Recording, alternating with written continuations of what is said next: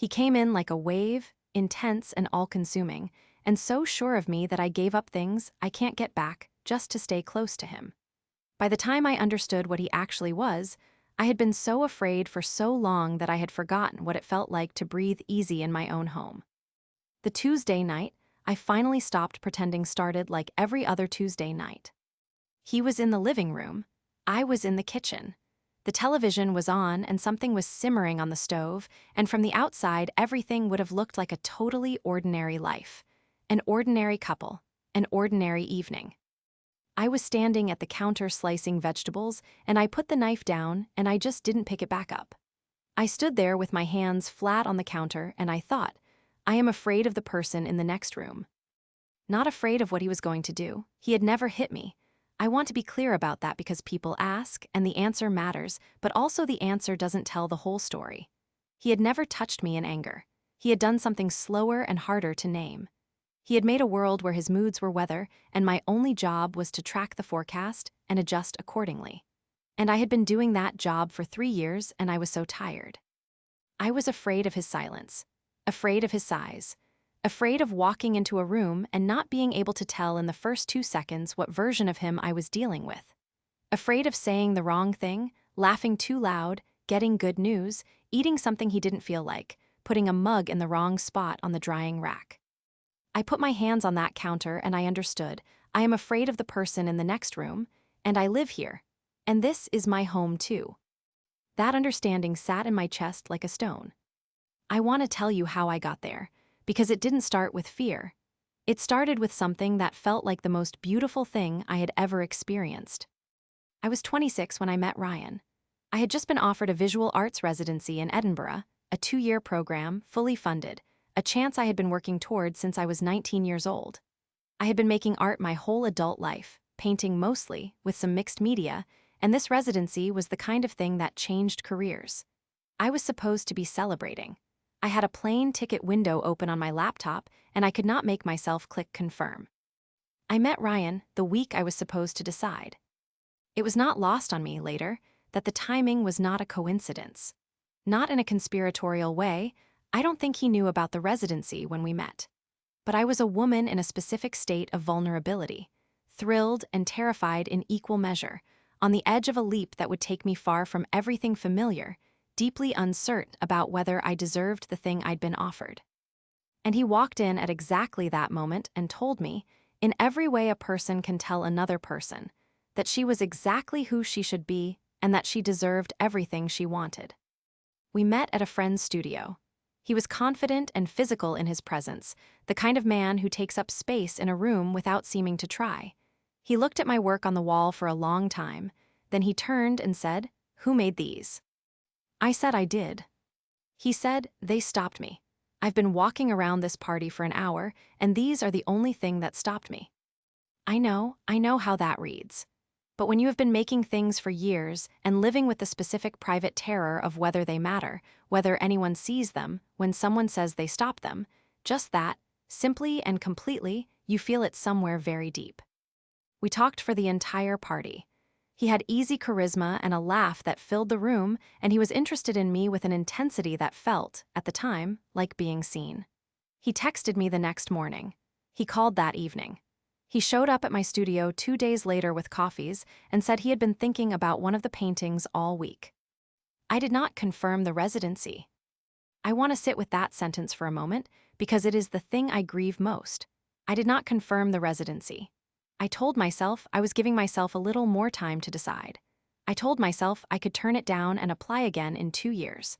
I told myself, and this is the one that keeps me up some nights, that maybe this was the thing I had been waiting for instead. Maybe the residency was the plan I'd made before this possibility existed. Ryan was 3 months of intensity that I had never experienced and have not experienced since. Not just romantic, it was total. He structured time around me. He showed up. He made plans weeks in advance and kept them. He texted throughout the day, not needy texts but present ones, saw something that reminded me of that conversation we had, thinking about you, can't wait for tonight. He introduced me to his friends like I was someone he had been proud of for years. He told me he loved me 8 weeks in, and he cried when he said it. And watching a man cry when he tells you he loves you, There is something about that bypasses your rational mind entirely. The residency deadline passed. I did not confirm. I told the program I was declining. I cried about it once alone, then I put it away. I told myself it was my choice. It was my choice. I was not held at gunpoint. But it was a choice made by a woman who had been, over the course of 3 months, carefully and thoroughly convinced that the most important thing in her world was what was happening between her and this man. I had been moved so far from my own center that I could no longer hear what I actually wanted. I could only hear what felt true in the context of him. That is love bombing. That is what it does. It does not ask you to give things up directly. It creates a reality so consuming that the things you're giving up seem small by comparison. And then, once you're committed, once you've made the choices that can't be unmade, it slowly, slowly withdraws. I moved in with Ryan about 4 months after we met. Our apartment was the nicest place I had ever lived. He was generous, financially, in those early days, not in a controlling way, not yet, just in the way of someone who had more and wanted to provide. We furnished the apartment together. I had a room with good light that he designated as my studio. He made a point of telling people that I was an artist, the way some people say it quietly and some people say it like it matters. I didn't see it for what it was at the time. I thought he was proud of me. I thought this was what a supportive partner looked like. The withdrawal was so gradual I can't pin an exact start date on it. Somewhere between months 4 and 8, things shifted. The texts got shorter. The plans became less specific. The intensity that had felt like being chosen started feeling less like attention and more like the memory of attention. I kept reaching for a warmth that was slightly cooler than it had been. I told myself he was settling into the relationship, that the early intensity was just that, early intensity, the kind that naturally levels off. I told myself I was being greedy for not being satisfied with what was a fundamentally good thing. Looking back, that's when I started doing the work of managing my own disappointment. Quietly, internally, constantly. Not out loud, not to him. I just adjusted my expectations downward and told myself that was maturity. Within a year of moving in, a pattern had established itself that I was still explaining away. When things went well for me, a piece I finished that I was proud of, a submission accepted to a small show, a commission that came through, Ryan would acknowledge it briefly and then shift the conversation. Not rudely, just quickly. The way you flip a channel. And then usually within a day or two, something would be wrong between us. He would be distant or sharp or quietly critical about something unrelated, and I would spend energy trying to find and fix whatever was wrong. It took me an embarrassingly long time to notice the correlation. Good day for me, hard day with him, every single time. He never said he resented my art. He would have said the opposite, would have pointed to the studio he gave me, the times he brought it up to friends, as evidence that he was my biggest supporter. He had the evidence lined up. But support is not what I felt when he came into my studio and stood behind me for a few minutes and then said, "You've been working on the same piece for 3 weeks." Not a question, just a statement, with a quality of assessment in it that made me see the painting through his eyes immediately, which is a terrible thing to do to a painter in the middle of a painting. "I'm working through something with it," I said. "Right," he said, and left. I stared at the canvas for an hour after that and painted over most of what I had done. The gaslighting about what was real and what I was imagining started slowly. And then, like most things, I could not say exactly when it had become the dominant frequency. I would bring something up, something that had happened, something that had hurt me, and he would look at me with this patient, slightly weary expression and say, "That's not how that went. You said it bothered you that I stayed out late. I said I'd had a long day, you turned it into something. You went cold after I told you about the show. You're always looking for a reaction from me, and when you don't get the exact one you want, you decide I'm being cold." He was very articulate about it. That was one of the things about Ryan, he was articulate, and articulate people win arguments even when they are wrong, because they can say the thing in 10 more ways than you can, and by the 4th reframe, you are genuinely unsure of your own original point. I started second-guessing everything. Not dramatically, it was too slow for drama. Just this low-grade erosion of my confidence in my own perception. I would notice something and immediately begin the internal negotiation. Is this real, or am I looking for problems? Am I too sensitive? Am I doing the thing he says I do, making everything mean something it doesn't? I had been so busy managing him that I had forgotten to check in on myself.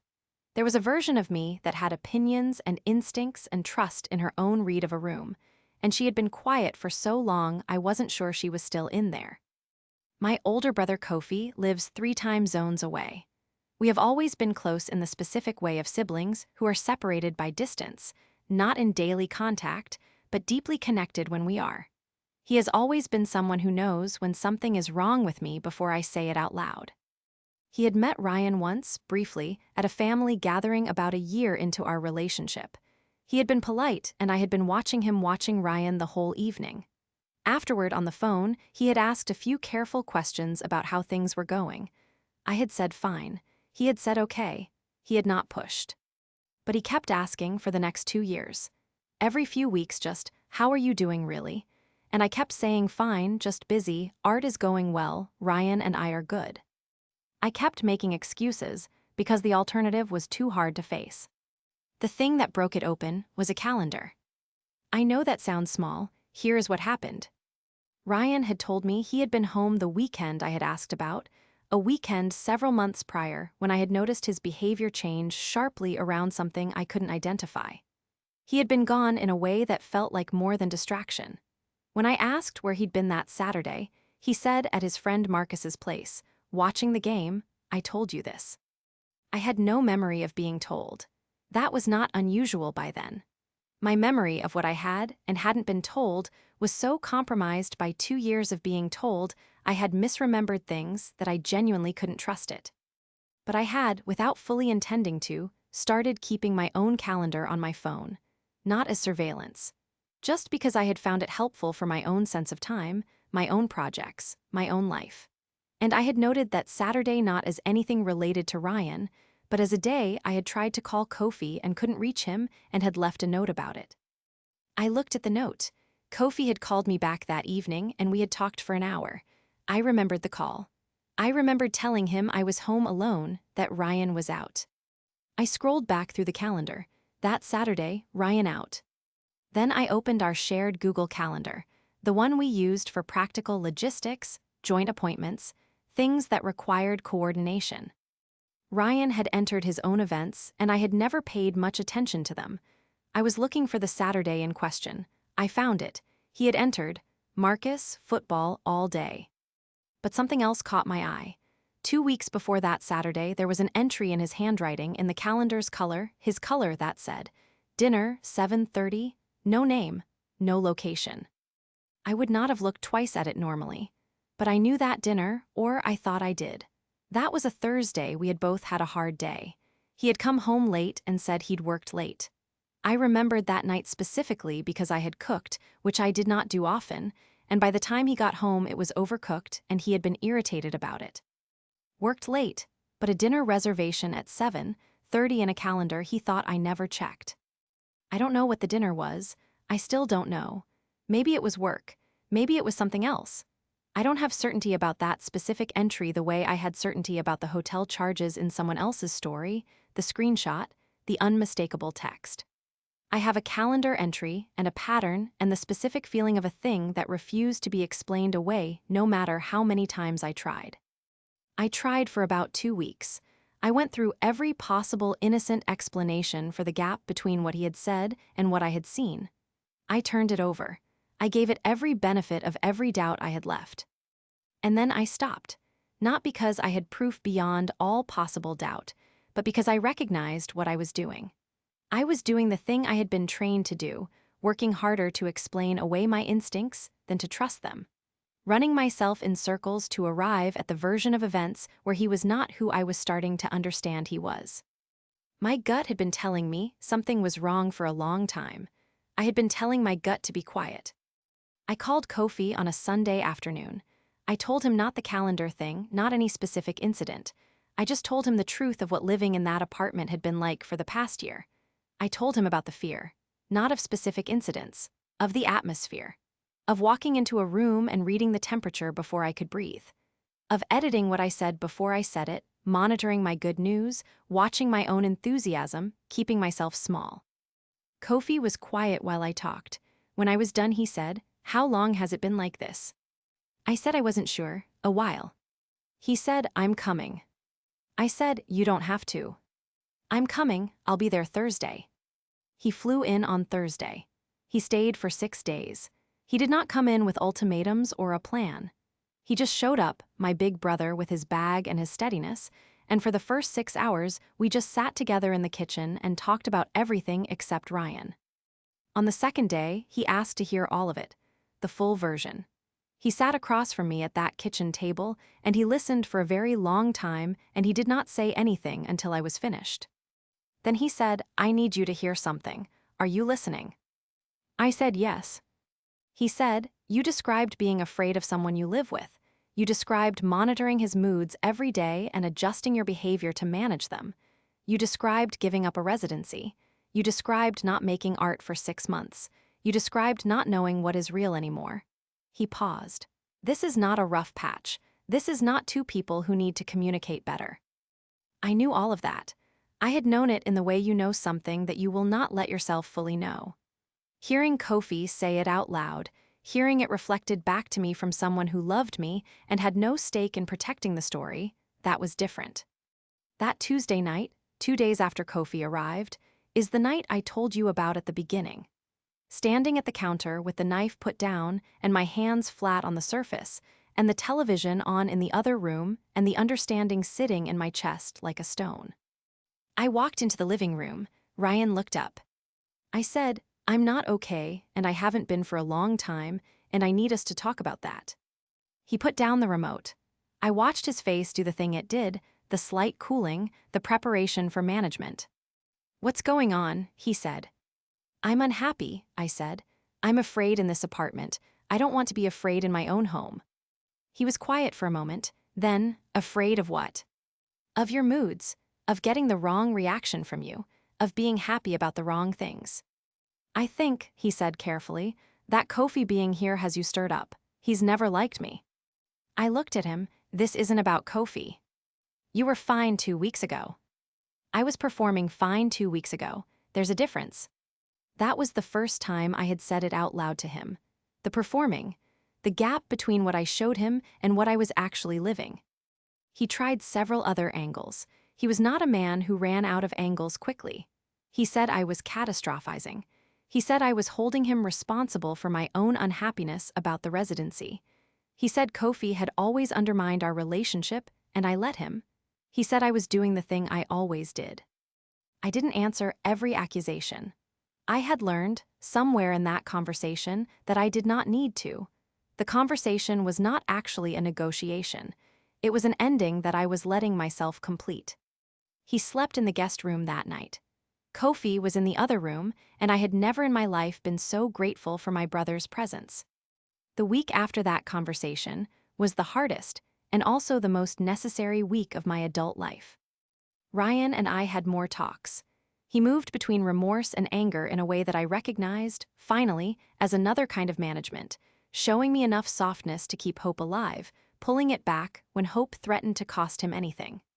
I had been living inside that rhythm for years, and only now, from this small distance, could I see its shape.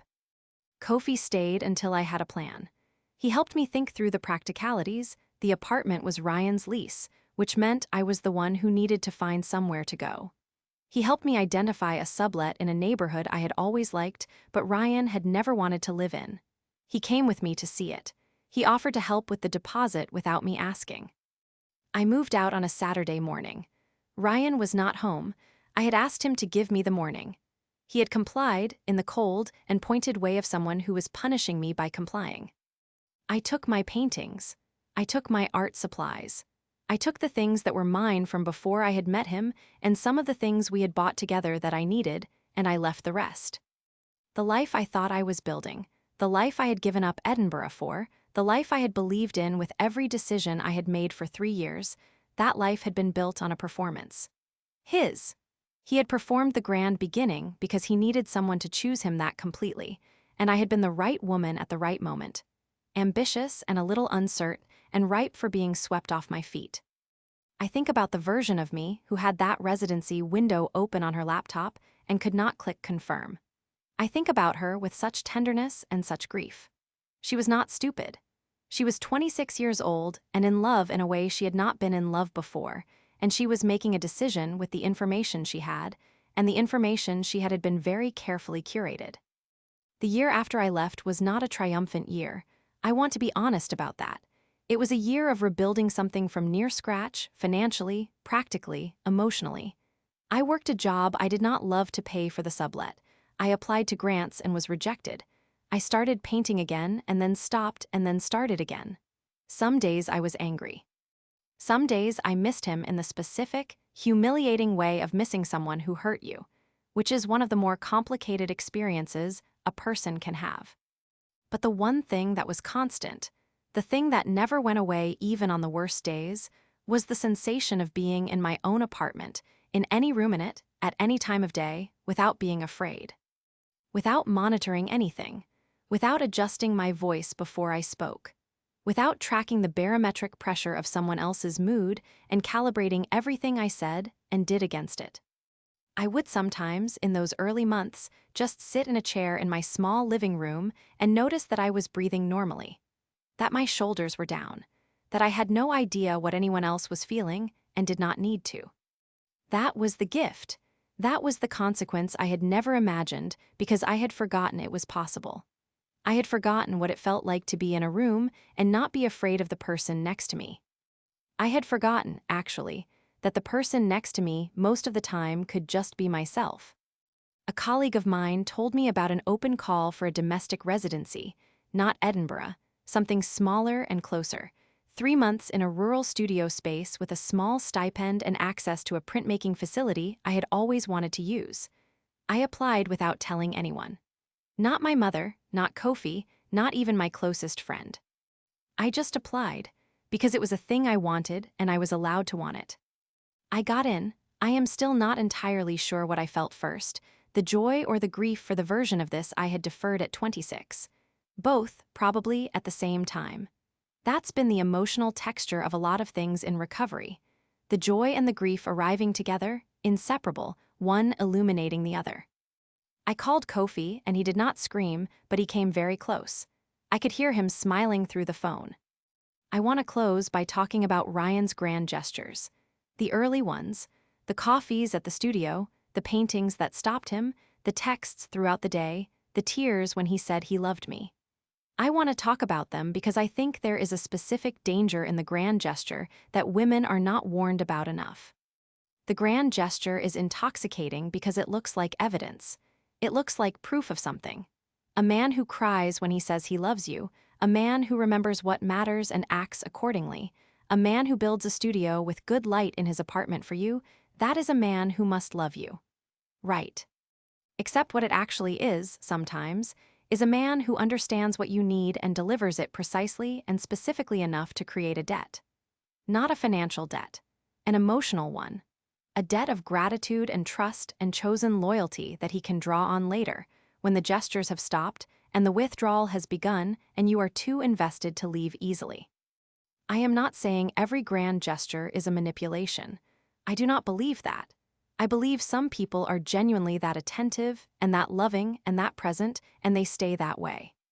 But if the grand gesture stopped, if the intensity that swept you off your feet has been slowly, quietly withdrawn, and you have been telling yourself, this is just what long-term love looks like. This is just settling into the relationship. I want you to ask yourself something. Did the withdrawal coincide with the moment you were too invested to go? Did it coincide with a decision you made that can't be unmade? Because love does not withdraw once it has you. It changes, yes. It grows quieter and more rooted. It does not become a climate of fear. It does not make you afraid of your own good news. It does not condition you to make yourself small. What withdraws once it has you is not love. I am at the residency now. I'm telling you this story from a small house in the countryside with tall windows and a studio I go into every morning and work in until I'm tired. I am making things again. Not the same things I made before Ryan. I don't think I could go back to that even if I wanted to. I am making things shaped by 3 years of being afraid and by what it took to stop. The work is better, I don't know if I would say it was worth it. I don't think I have to decide that. What I know is that I am here, that I got out, that my brother flew across the country and sat at my kitchen table until I was ready, that there is a version of me who stood at a counter one Tuesday night and put down a knife and finally told the truth. She got here. That's enough.